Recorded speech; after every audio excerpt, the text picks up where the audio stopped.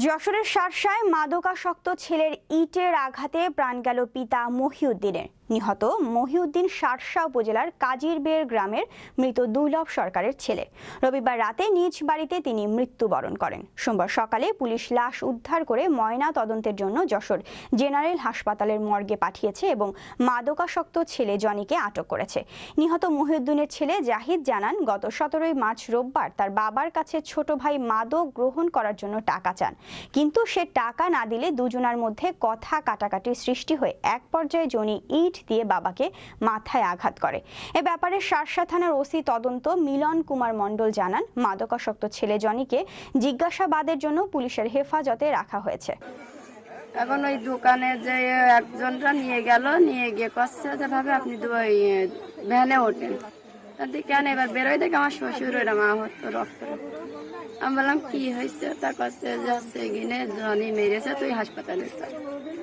আর হাসপাতালে গেলাম, গেলে এবার সেলাই করালাম, সেলাই টেলাই করাই এই জায়গায় মানে টিপ দিল, দিয়ে করছে কি যাচ্ছে গিনে হাড় ভেঙে গেছে, তা এখন সেলাই দিয়ে দিচ্ছি, আপনারা কালকে সিটি স্ক্যান করা লাগবে। তারা ঢাকায় নিয়ে গিয়ে মেডিকেলে ভর্তি করে আমার শ্বশুর সুস্থ হলে এবার মনে করেন আমরা বাসায় রিলিজ দিয়ে দিয়েছে, আমরা বাসায় নিয়ে আসছি। বাপের কাছে 10 টাকা চাই, বাপ তো অসুস্থ লোক, টাকা দিতে পারে না বললে এবার বাস নিয়ে বাপ তাড়া করেছে। এবার দই মেরে দুদিক থেকে ইট ফেলি মারলে বাপের মাথায় লিখে পড়ে যাওয়ার পরে এবার ওর বাপ যে বাস নিয়ে তাড়া করে সেই বাইক যাবার দুটো মারে মারলে পড়ে যাওয়ার পরে ওর বাপ ওর ইট নিয়ে তাড়া করার পরে এবার ওই বাস কেড়ে নিয়ে গিয়ে আবার ওর বাপের মাথা। আমরা মঈনুদ্দিনের মৃত্যু সংবাদ পেয়ে ঘটনাস্থলে আসছি, এসে দেখলাম যে তার মাথায় আঘাতের চিহ্ন দেখলাম। তাকে গত রবিবার অর্থাৎ 17 তারিখ তার ছেলের সঙ্গে বাগবিতণ্ড হয় টাকা চাওয়াকে কেন্দ্র করে।